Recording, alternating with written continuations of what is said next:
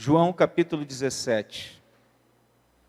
Irmãos, eu tenho pensado e refletido acerca da oração sacerdotal de Jesus, essa oração antes de Jesus ser assunto aos céus, subir aos céus.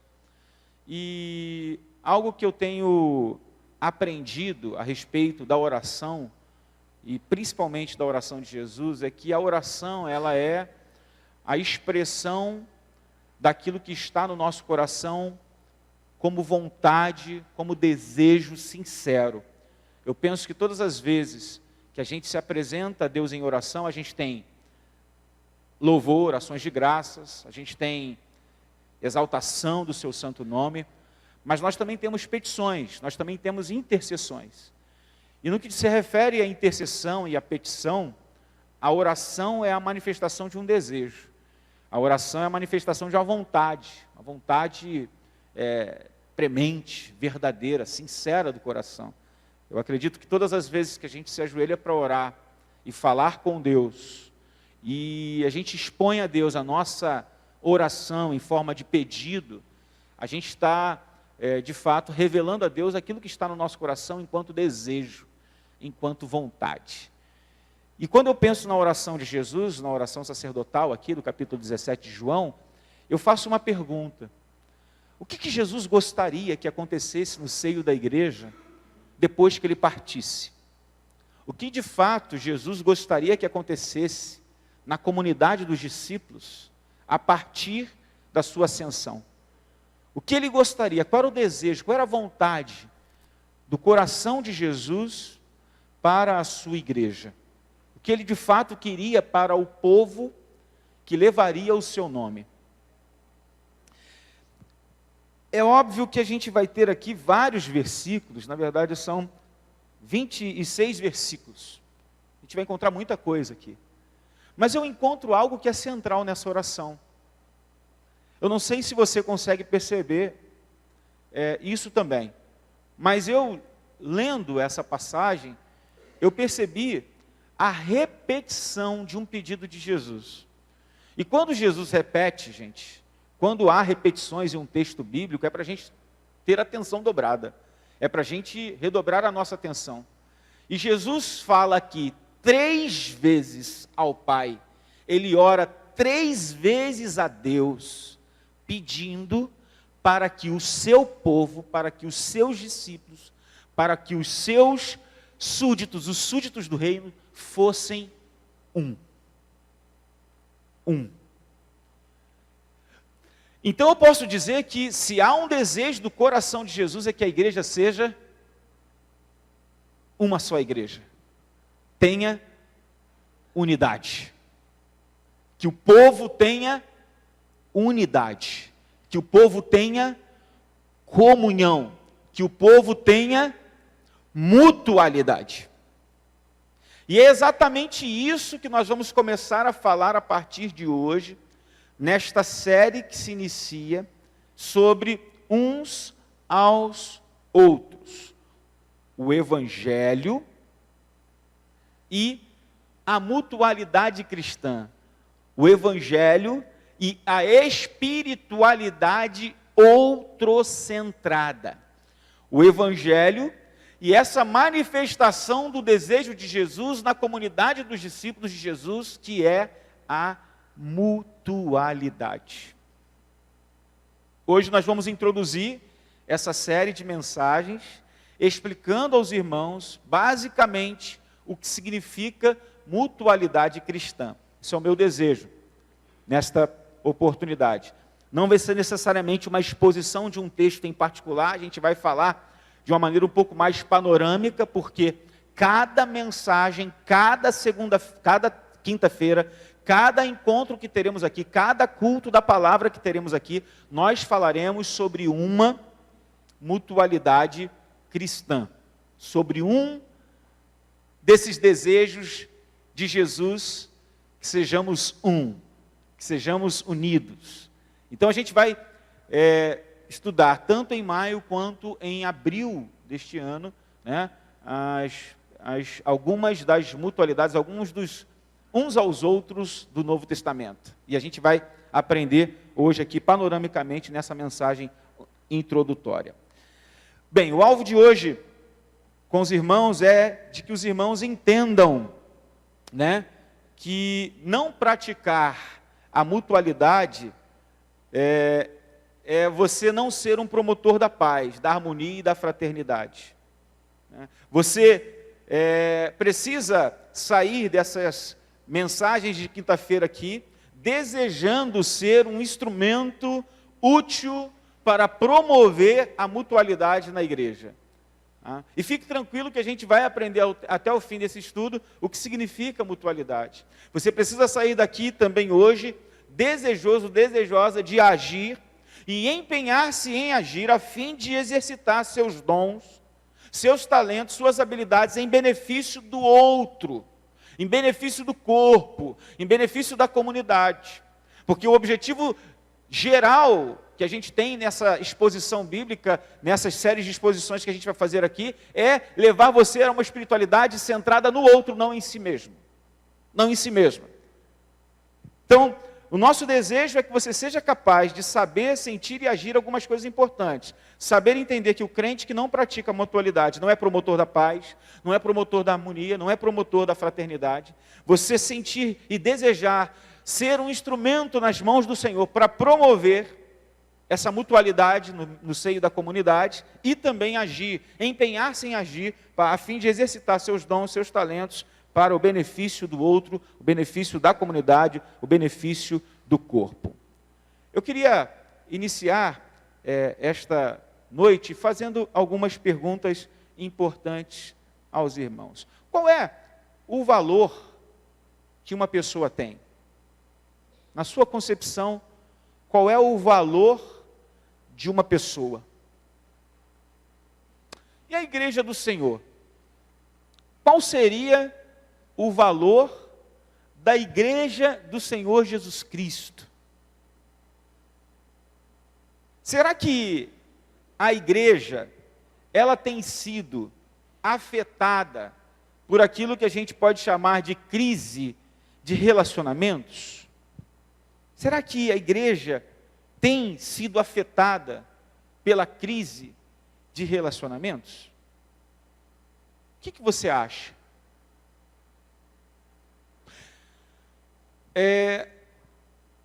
O que a Bíblia propõe para que a comunhão ela não sofra a crise do mundo no que diz respeito ao relacionamento, aos relacionamentos?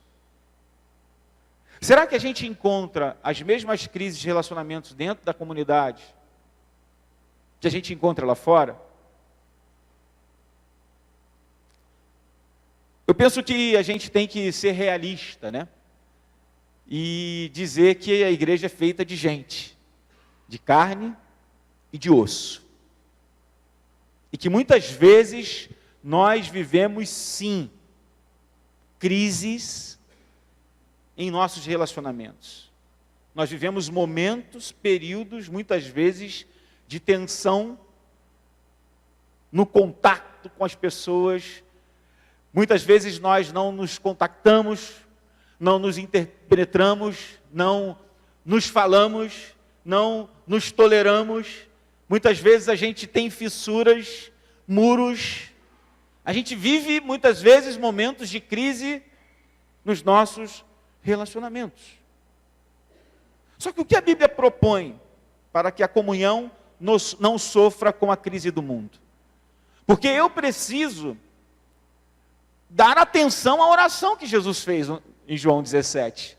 Se Jesus ora para que os seus discípulos fossem um, é porque ele sabia que os discípulos viveriam momentos de tensão para serem um. E nós não estamos falando aqui em nós sermos um com aqueles que são nossos semelhantes, aqueles que são iguais a nós. Porque é muito fácil a gente ser um com quem pensa igual a gente, com quem pensa igual a gente. É muito fácil a gente ser igual a um com quem tem o próprio sangue, ser um com a pessoa que tem o próprio sangue que a gente. É muito fácil a gente ser um com quem a gente tem uma maior afinidade. Agora a pergunta que se faz é, nós temos amigos? Nós somos próximos das pessoas? Nós somos de fato pessoas que mantêm um relacionamento saudável com os outros. Nós temos procurado cada dia nos aproximar do outro, servir o outro, edificar o outro. Será que a gente tem a prática de exortar o outro, quando necessário? Ou não?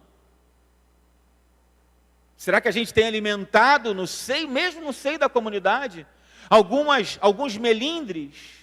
Será que a gente tem alimentado mesmo no seio da comunidade algumas dificuldades de relacionamento? Será que a gente tem mantido as nossas paredes, mantido os nossos muros? Será que nós temos sido promotores, ao invés de promotores de paz, promotores de reconciliação, promotores de dissensão, promotores de crise de relacionamento? Será que a gente tem sido assim? Então a gente precisa pensar sobre o que a Bíblia propõe para que a comunhão não sofra como o mundo sofre. Então a resposta está nos chamados imperativos de mutualidade que estão na Bíblia. O que são e onde devem ser praticados é o que nós vamos estudar aqui nesses encontros, nesses estudos que nós faremos a partir de hoje. Então, o que é mutualidade? A primeira coisa que a gente vai responder aqui é o que é mutualidade. Mutualidade, gente, vem da raiz latina mutuus. Mutualidade é a qualidade ou o estado do que é mútuo. Reciprocidade, permutação, troca. Isso é de acordo com o dicionário Aurélio.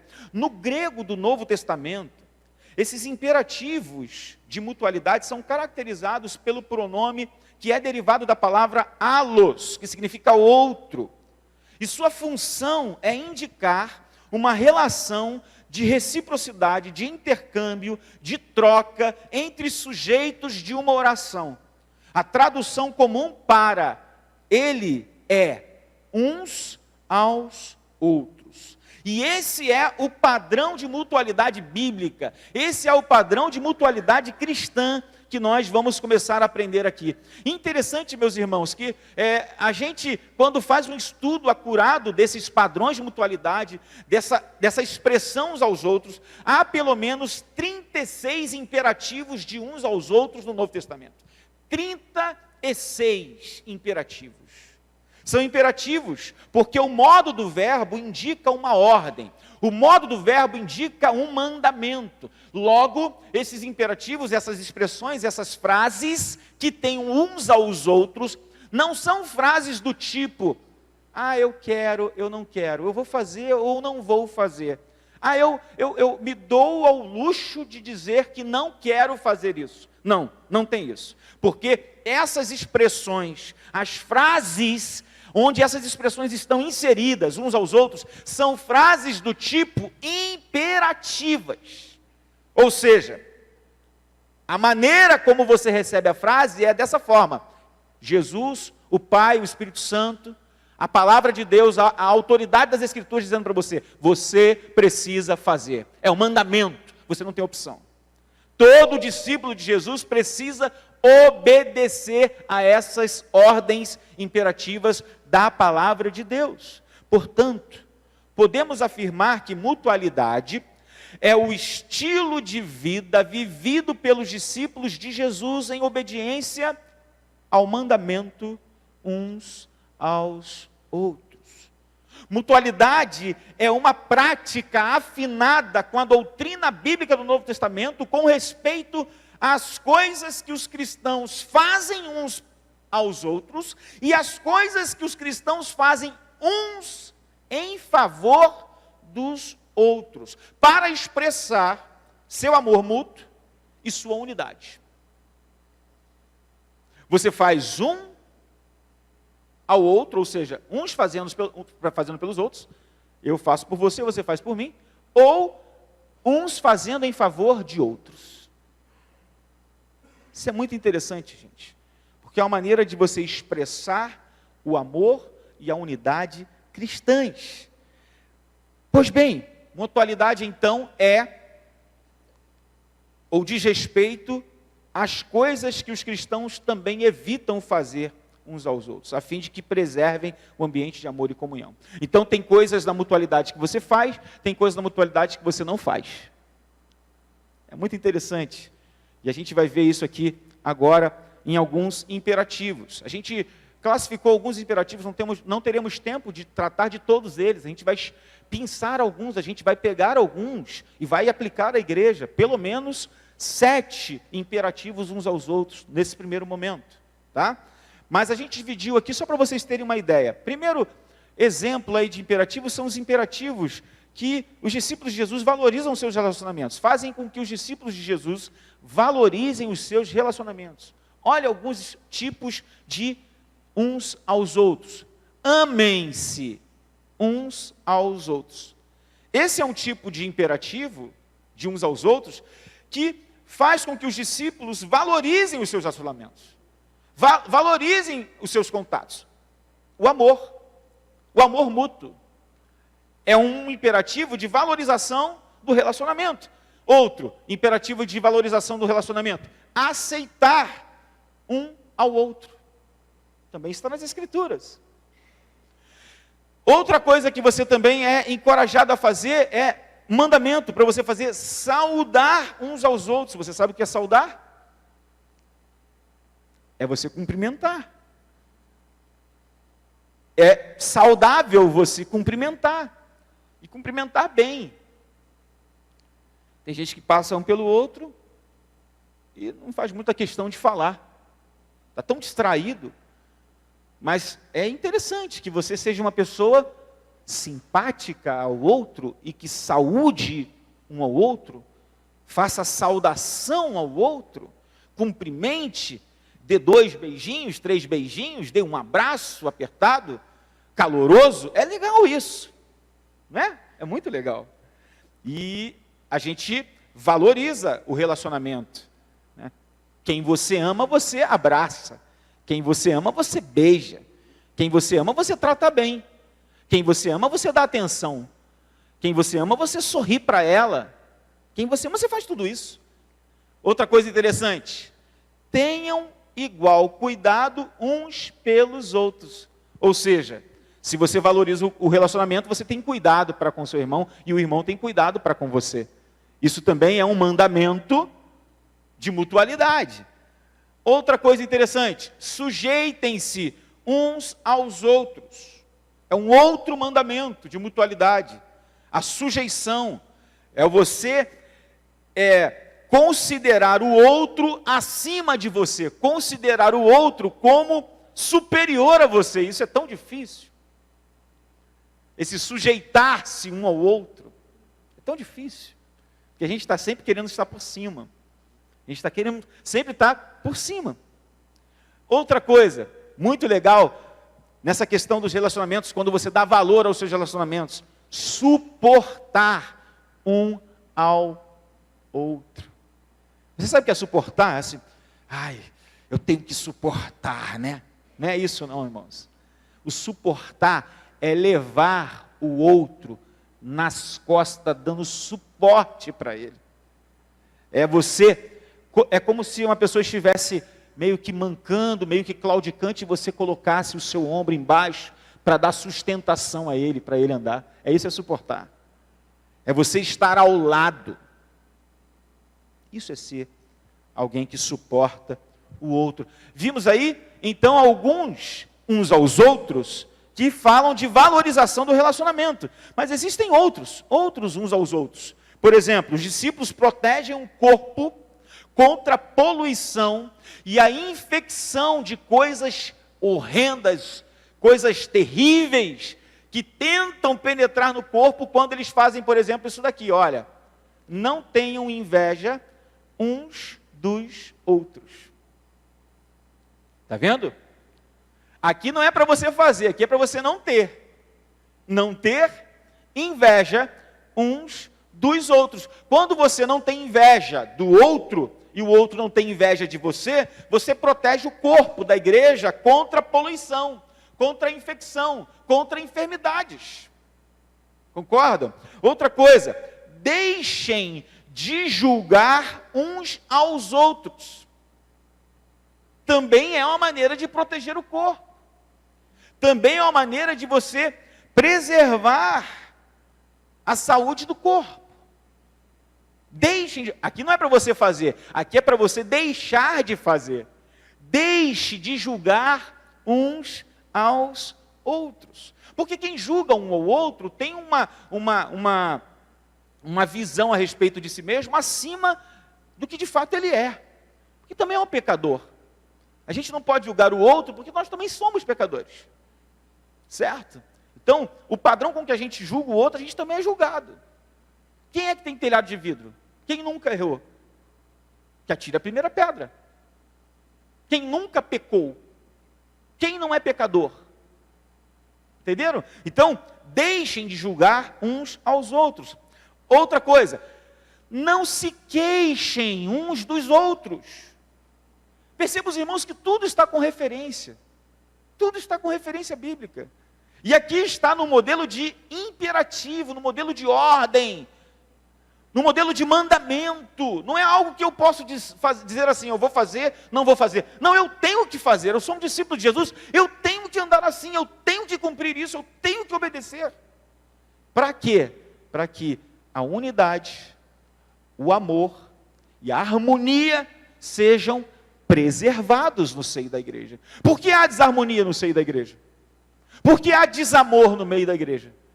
Por que há falta de comunhão no meio da igreja? Por que há crise de relacionamentos no meio da igreja? Porque nós não obedecemos a esses mandamentos. Que mandamentos? O mandamento de fazer algumas coisas em prol de manter os nossos relacionamentos saudavelmente, e o mandamento de não fazermos algumas coisas para que a gente proteja o corpo, proteja a comunidade de enfermidades nessas áreas. Outra coisa que o texto sagrado diz: não fale mal uns dos outros.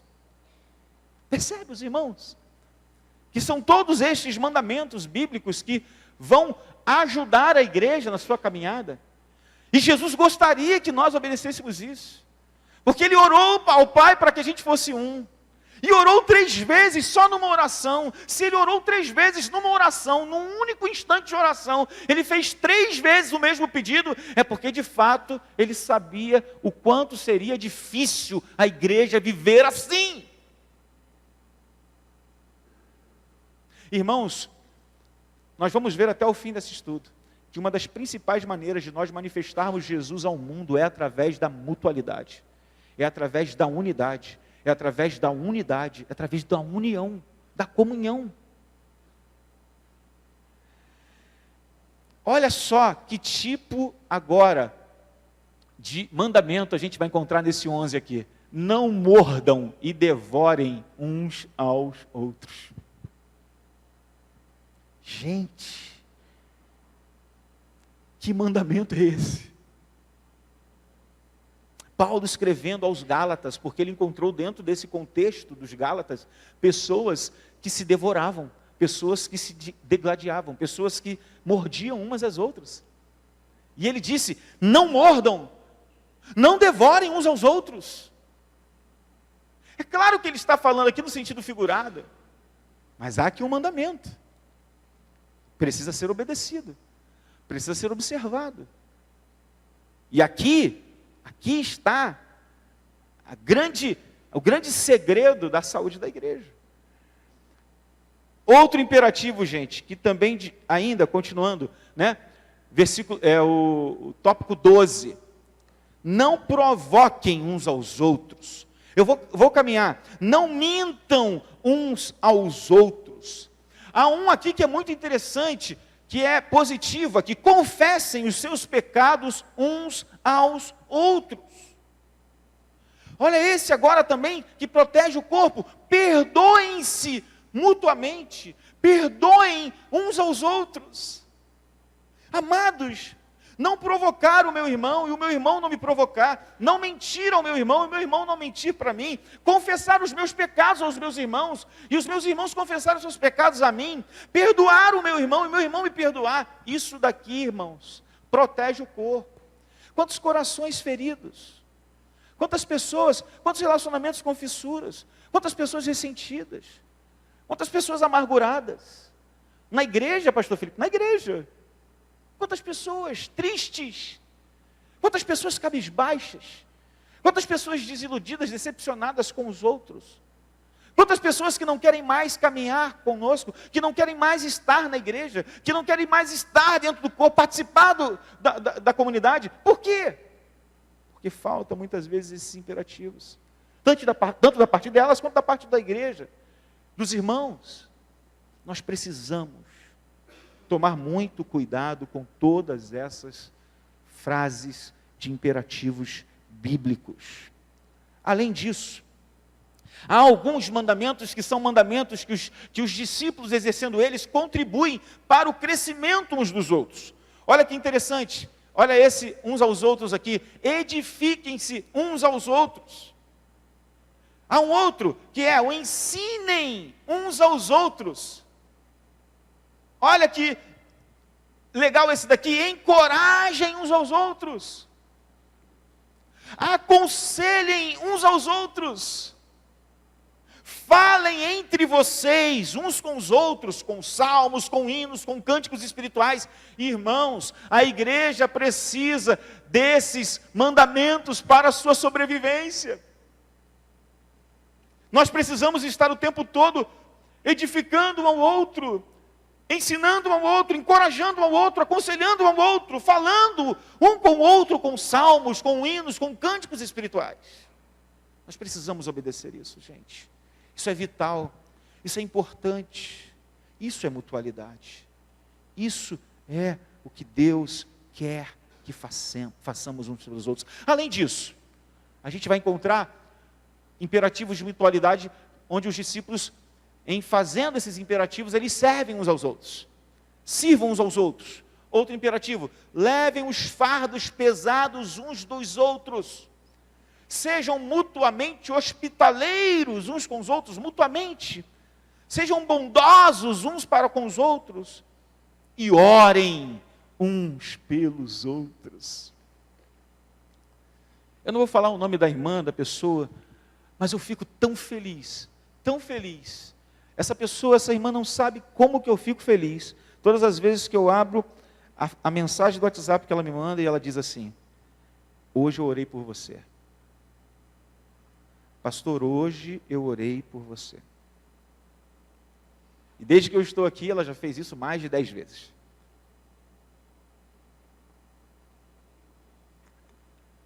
E o meu coração transborda de alegria em saber que tem pessoas que labutam conosco, que lutam com a gente em oração. Isso é virtude. Isso é algo de Deus. Isso é encorajador. Isso é maravilhoso. Saber que você não está sozinho. Saber que você tem um exército de irmãos ao seu lado. Saber que você tem um grupo de pessoas que ora e que batalha contigo em oração. Saber que você tem gente que está o tempo todo preocupado contigo, orando por você, encorajando você, querendo servir você. É muito bom quando a gente está na igreja ou fora dela, no templo ou em casa ou na rua ou no relacionamento, na própria comunidade, na família, e a gente perceber pessoas que estão ali à nossa disposição para nos servir. A gente fica às vezes até meio constrangidos. A gente fica constrangido com aquilo. Porque a pessoa está o tempo todo ali solícita. Posso te ajudar? Posso te servir em alguma coisa? Eu acho isso maravilhoso. Ontem, eu não vou falar, né, o nome da pessoa, mas ela sabe do que eu estou falando. Ontem uma pessoa ligou para mim e falou assim: pastorzão, você quer que eu lave a sua roupa? Você quer que eu lave a roupa do seu filho? Irmãos, isso para mim não tem preço. Não tem preço. Olha, nesse nível. E essa prática, esse mandamento, quando cumprido, ele não pode ser apenas para o pastor ou para a liderança, mas ele tem que ser comum a todos. E quando isso acontece, irmãos, não tem diabo que segure uma igreja que tem esse tipo de prática. Não tem nenhum tipo de artimanha, de seta de Satanás que consiga parar uma igreja que tem esse tipo de prática. Uma igreja assim é poderosa. Uma igreja assim é vitoriosa. Uma igreja assim, ela é abençoada e abençoadora. Irmãos, eu estou muito convencido de que o que mais Jesus quer da sua igreja,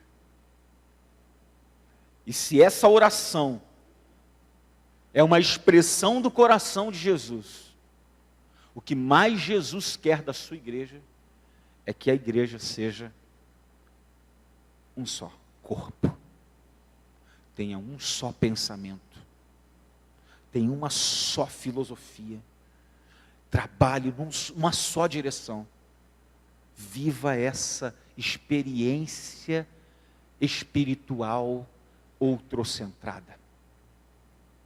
Pai, eu quero que eles sejam um. Pai, eu oro para que eles sejam um.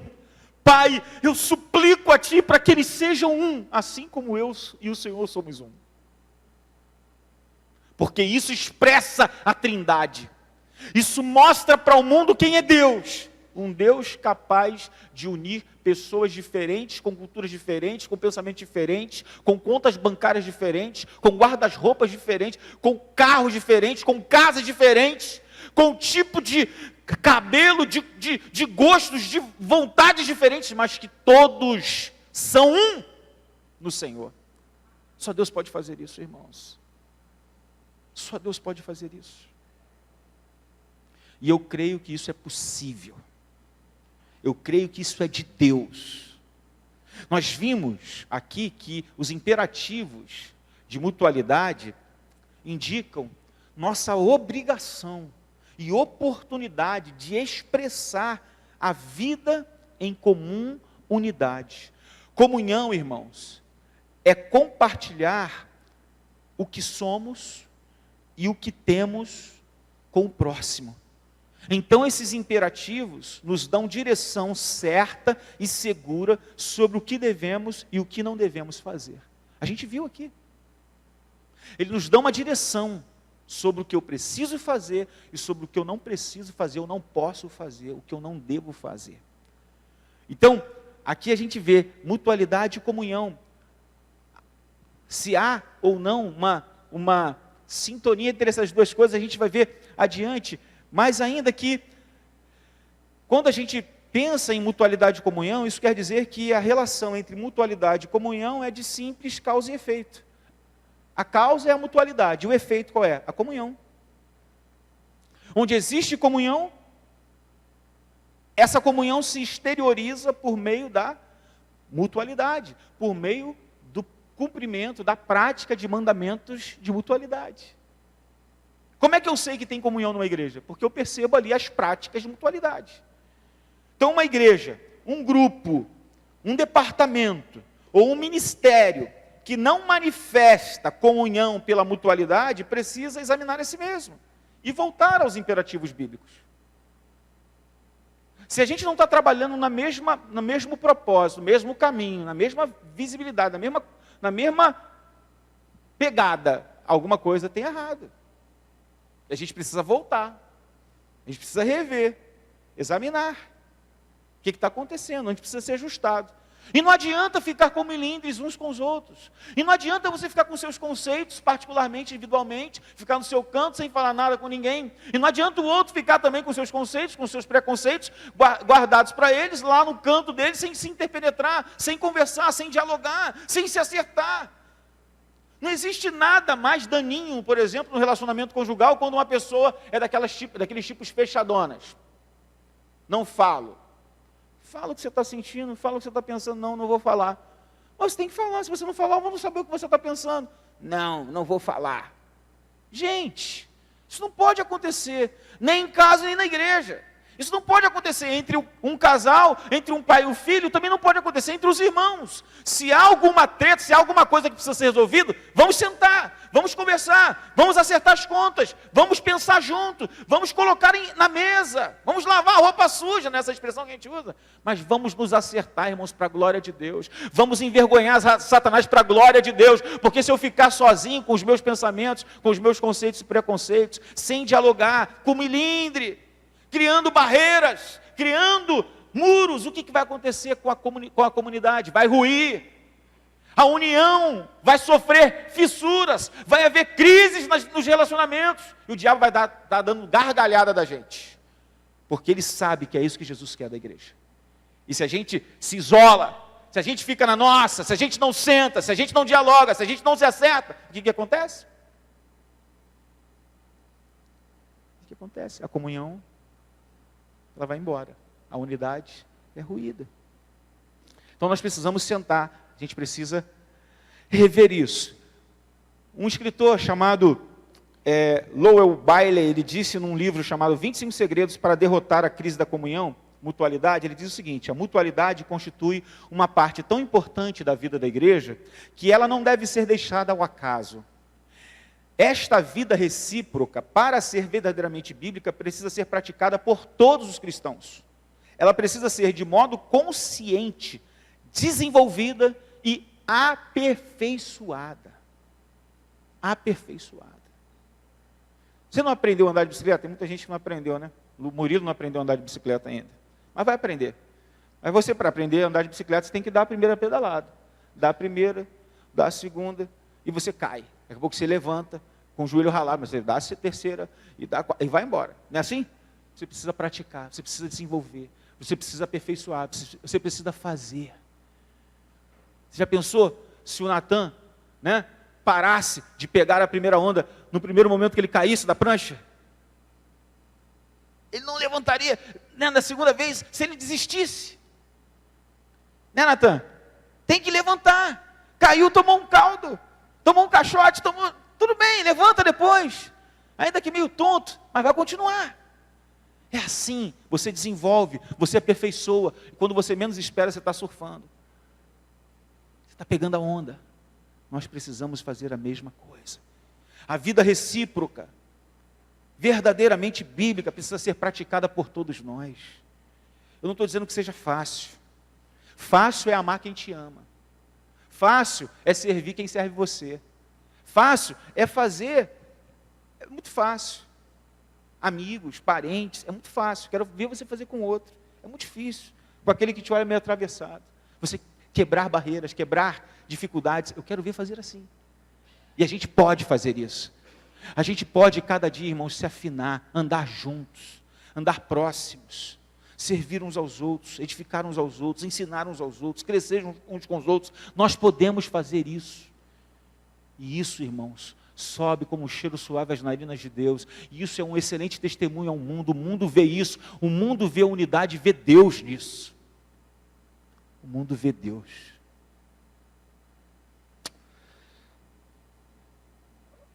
Vamos pensar um pouquinho, agora aplicada, essa prática de mutualidade na igreja local.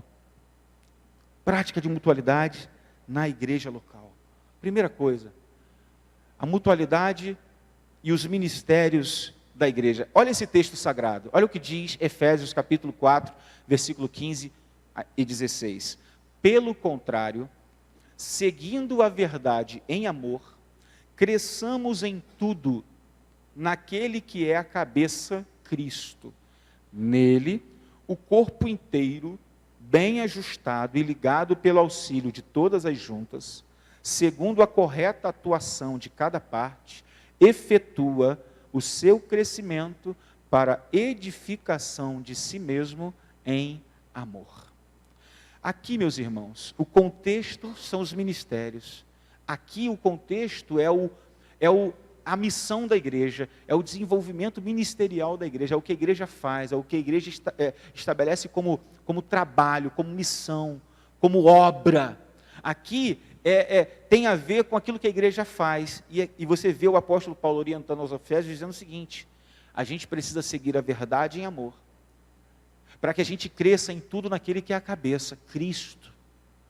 Nele, em Cristo, o corpo inteiro, bem ajustado, ligado, pelo auxílio de todas as juntas, segundo a correta atuação de cada parte, quando cada parte faz a sua parte, quando cada parte efetua a sua ação, quando cada parte trabalha, ela efetua o crescimento para a edificação de si mesmo em amor, ou seja, eu sou parte do corpo, eu exerço o meu ministério para o benefício do corpo, não para mim mesmo. Eu me lembro quando eu comecei a estudar teologia, as pessoas da igreja que eu fazia parte, da denominação que eu fazia parte, me criticavam, dizendo assim: você vai estudar teologia para quê?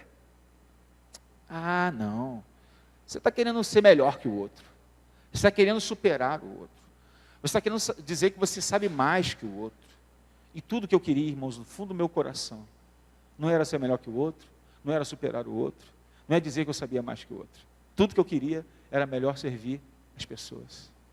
Tudo que eu queria era melhor servir a minha comunidade. Eu dizia: eu estou estudando teologia, eu estou indo para o seminário para melhor servir a comunidade que eu faço parte.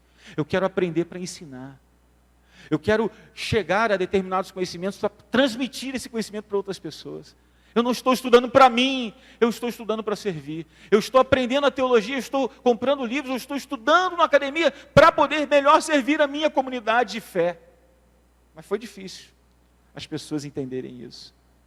Porque, às vezes, a gente encontra pessoas que, infelizmente, têm essa mentalidade. Você está aprendendo para quê? Você está estudando para quê? Estudando para poder eu saber, para eu poder me defender, para eu poder saber o que falar, para eu poder não ficar sendo enganado por pastor, para eu poder, para as pessoas saberem que não é só pastor que sabe, não é só liderança que sabe, eu também sei. Irmãos, está totalmente equivocada a motivação.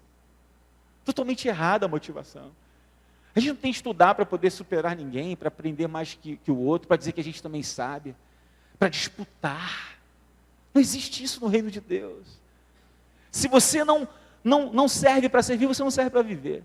Se você não aprende para servir o outro, todo o conhecimento seu é jogado por terra. Se você tem dons especiais da parte de Deus, mas aquilo não serve para o outro, só é algo autocentrado, é centrado em você, aquilo ali não tem valor algum. Você pode ter todos os bens do mundo, mas se os bens que você tem não servem para ajudar o outro, irmãos, sinceramente, aquilo ali é derrota para a sua vida. Então, tudo que a gente tem, tudo que a gente possui, não só para a gente mesmo, mas para o outro. Para o outro.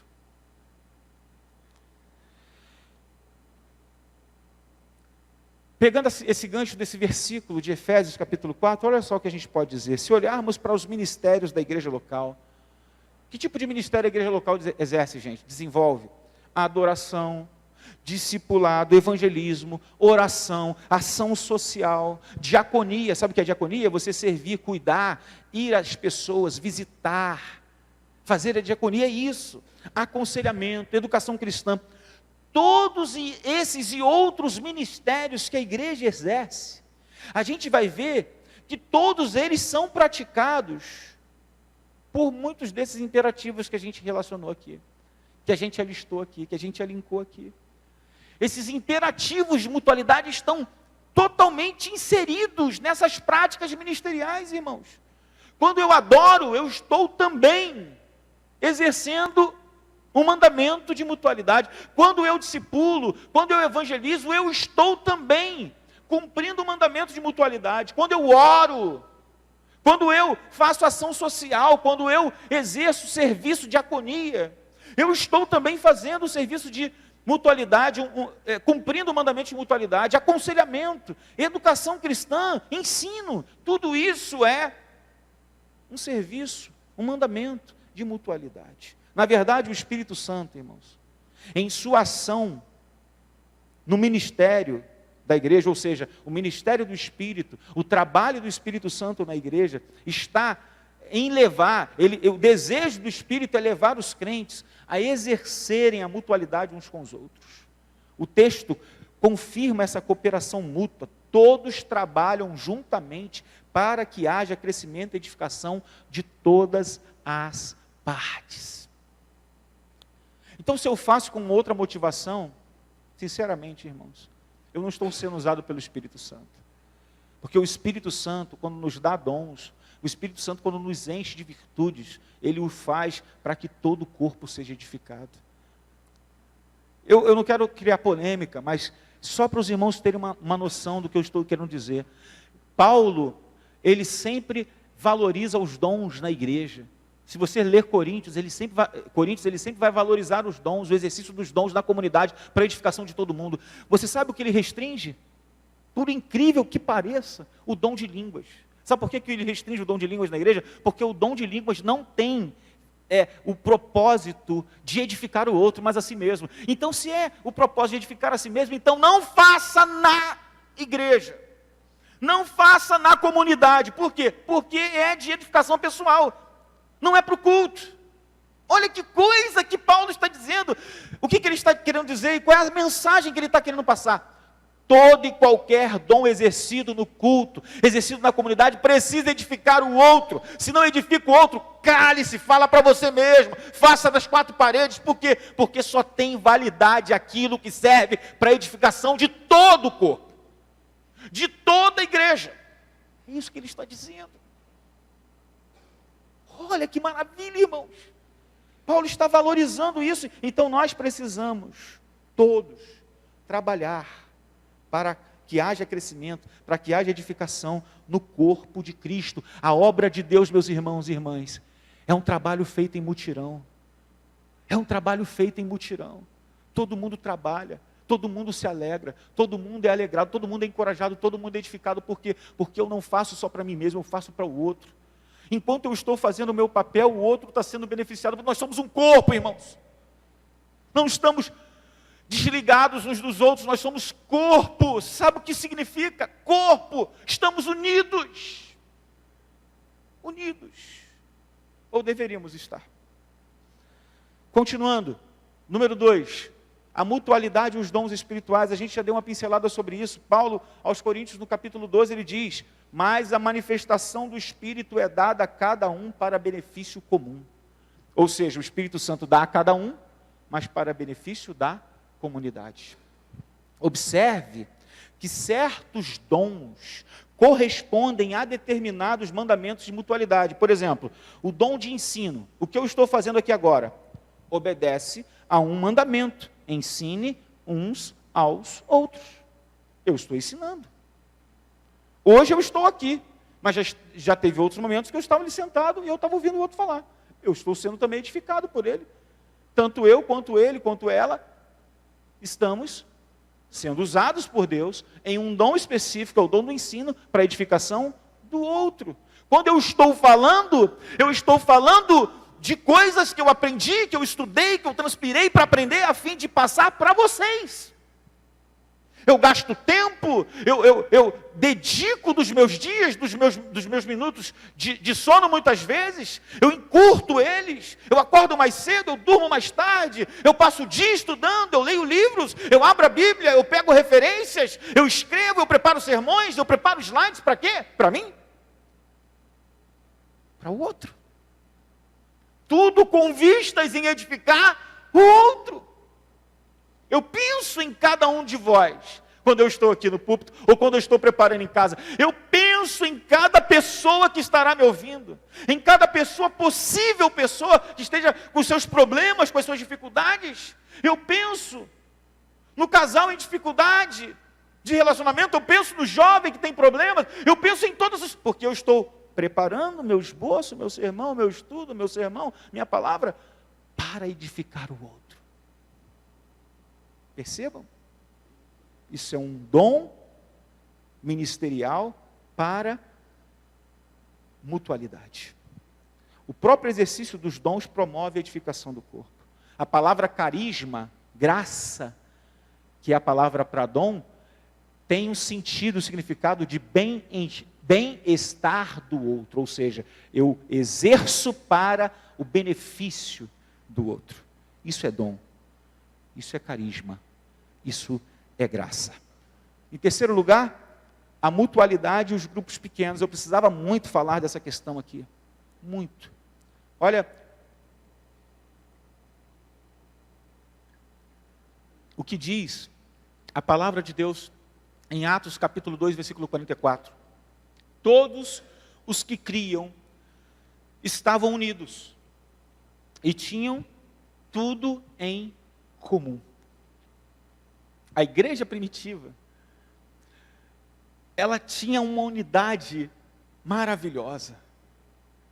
A igreja de Atos dos Apóstolos não era uma igreja perfeita. E isso vai revelar-se logo adiante, quando acontece um foco de insatisfação no seio da igreja, que surge os diáconos. A gente sabe disso. Um começa a reclamar, as cestas básicas das mulheres, tal, gentias, não sei o que lá e tal, das judias, o pessoal reclamando, aquele burburinho, um problema surgiu na comunidade, um foco de insatisfação. Não era perfeito, mas era uma comunidade onde todos os que criam estavam unidos e tinham tudo em comum. Eles serviam a Deus no templo, adoravam a Deus no templo e adoravam a Deus de casa em casa. Pequenos grupos, grandes grupos, pequenos grupos. Os pequenos grupos favorecem o relacionamento discipulador, o RD. Irmãos, preste atenção no que eu estou falando aqui. Há um profundo desejo no meu coração de ver essa igreja dividida em pequenos grupos, ou multiplicada em pequenos grupos. A gente tem feito isso com os jovens, a gente tem feito isso com os adolescentes, a gente tem feito isso com os irmãos, a gente quer fazer isso com as irmãs, e quer fazer isso com famílias específicas. Temos conversado com os irmãos que moram lá para o centro de Niterói, por Icaraí, a gente quer fazer isso, sabe por quê? Porque nós entendemos que os pequenos grupos favorecem os relacionamentos discipuladores. Os pequenos grupos fazem com que a mutualidade cristã, ela apareça. Um começa a edificar o outro, um começa a ter um relacionamento de afeto com o outro, um começa a orar mais pelo outro, um começa a encorajar mais o outro, um começa a ensinar mais o outro.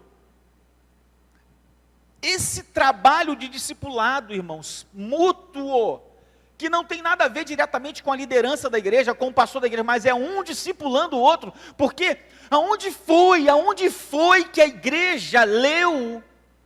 Aonde foi qual o texto que a igreja leu, de que o trabalho discipulado é exclusividade do pastor? Aonde foi que a igreja leu isso, gente? Nós somos responsáveis, eu e você, cada um de nós, se somos crentes, se somos salvos, se somos chamados de discípulos de Jesus, nós fomos enviados a discipular pessoas. Nós somos enviados a ganhar pessoas, a cuidar de vidas. Cuidar de vidas, pastor? Sim. Eu preciso ser um pastor no meu próprio lar. Eu preciso ser o pastor do meu irmão, daquele que eu aconselho, daquele vizinho que eu ganhei para Jesus. Eu preciso ser o pastor dele. Eu preciso pastoreá-lo, discipulá-lo. Junto e ao lado do meu pastor. Isso, irmãos, alivia o fardo do pastor. Isso ajuda o pastoreio do pastor.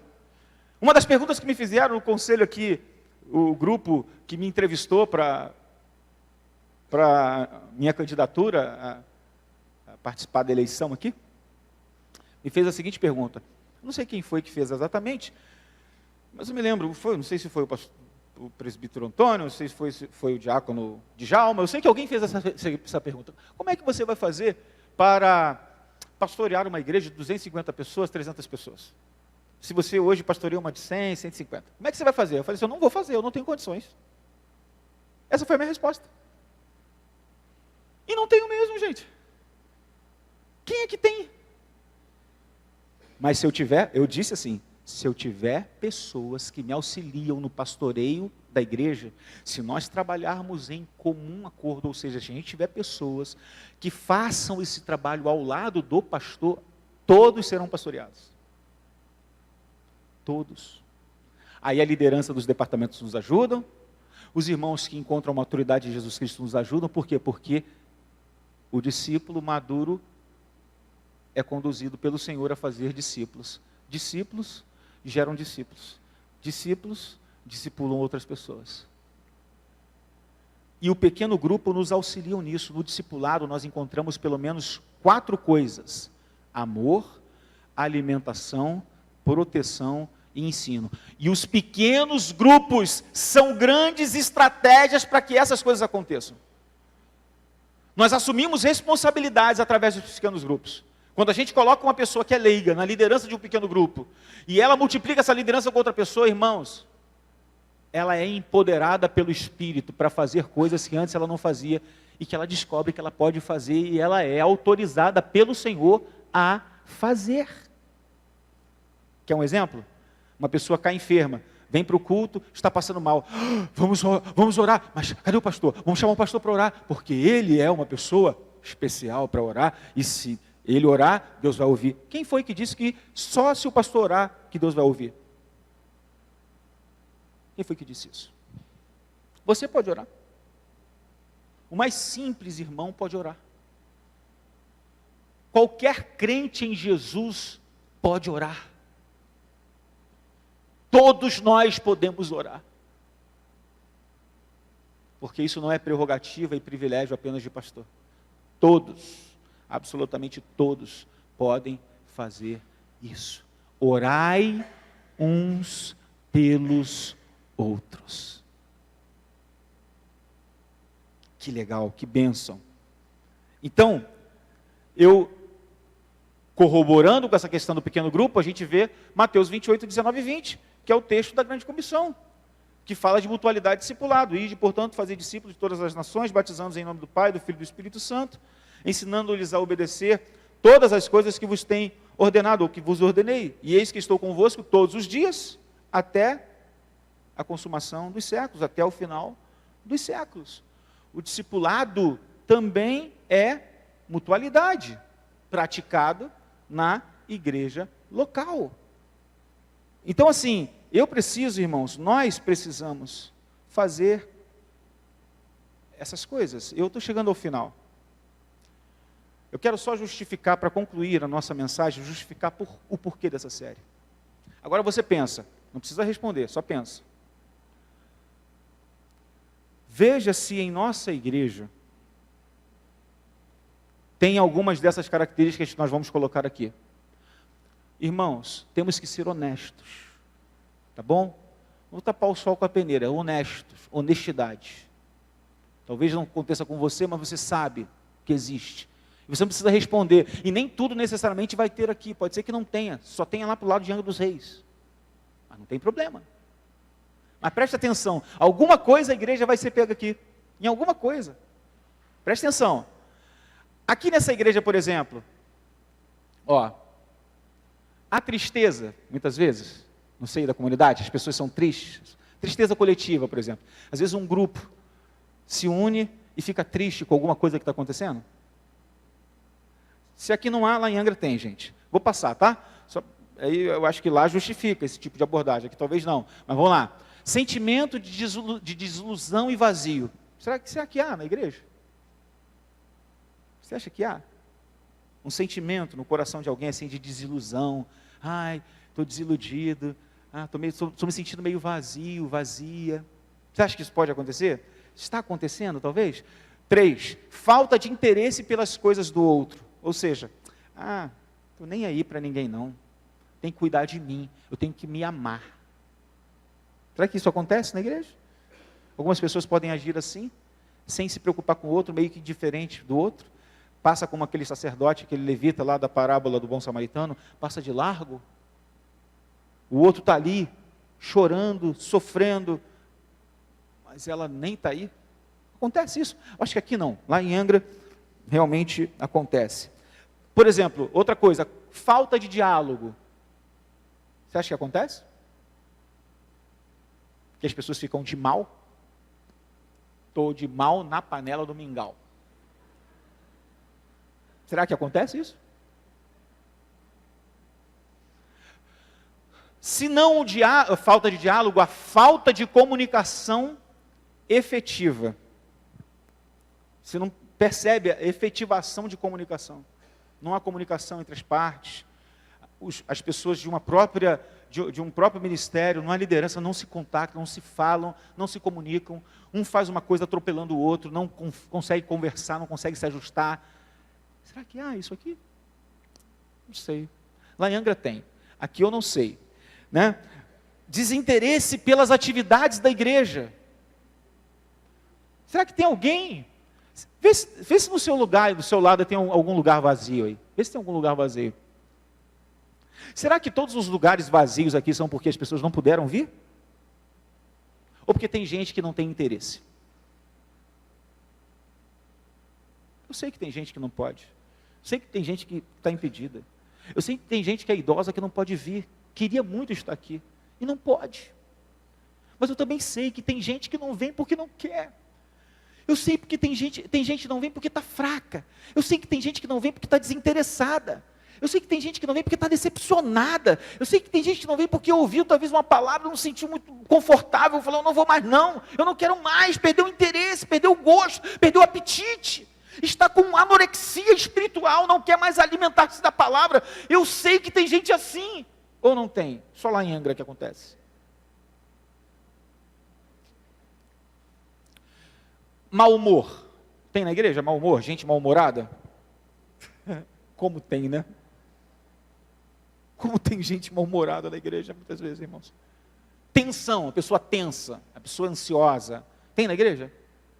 Não, não tem, não deve ter. Né? Só para o lado de lá, só para o lado da ponte. Por exemplo, sentimentos de solidão. Ai, eu sou só. Ai, ninguém olha para mim. Ah, ó céu, ó vida, ó Deus. Tem gente assim? Ai, eu sou tão incompreendida, sou tão incompreendido, ninguém me entende. Eu fiz uma coisa e entenderam outra.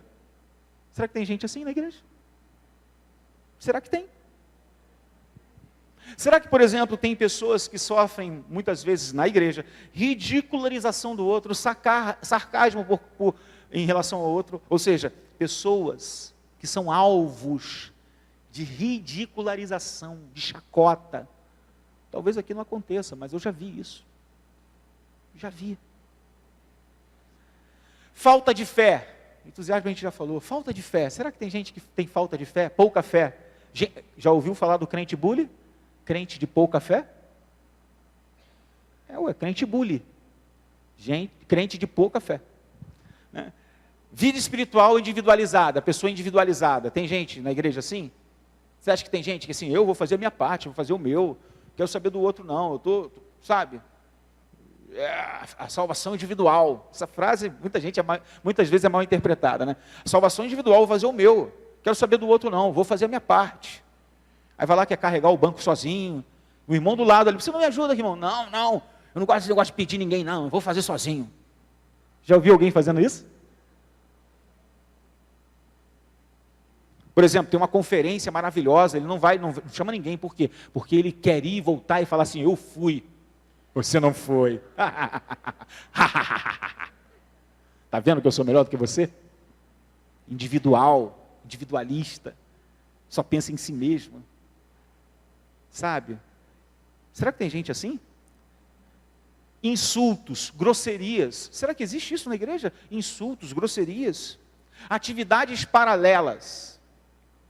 A gente está fazendo uma coisa, gente que inventa outras coisas na igreja, só para poder,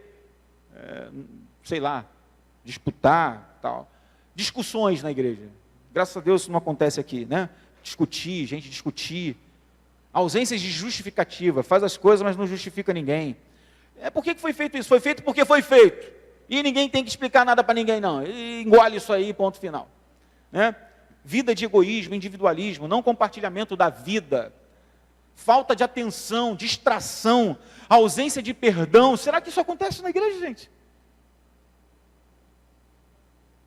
Indisposição para a hospitalidade. As pessoas não são hospitaleiras. Será que existe isso?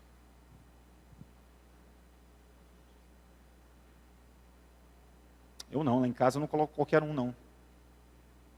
Mas existe, irmãos, ao contrário disso, existem igrejas que Deus, poxa vida, como é que são maravilhosas. Eu já participei de determinadas igrejas, já fui acolhido. Uma vez eu fiz um curso de aconselhamento, especialização em aconselhamento pastoral, onde eu tinha que ir para São Caetano do Sul, em São Paulo, eu e mais 3 pastores. Nós ficávamos na casa de irmãos que a gente nunca viu na nossa vida. Pessoas que nos acolhiam, faziam comida para a gente, café para a gente, comida, roupa de cama, caminha, ar-condicionado. Gente que nunca nos viu. Eu fui acolhido numa igreja para um curso de preparação pastoral que durou uma semana inteira, onde 50 pastores participaram do curso numa igreja que não cobrou um centavo de nenhum dos pastores. Pelo contrário, eles tiravam ofertas para dar para os pastores. A igreja fazia comida, café da manhã, janta, café da tarde, dava livro, pagava passagem do pastor para ir, pastor da Bahia, do Recife, não sei de onde, tudo para ir para lá para fazer o curso durante uma semana. Gente, isso é visão de igreja, hospitalidade, mutualidade.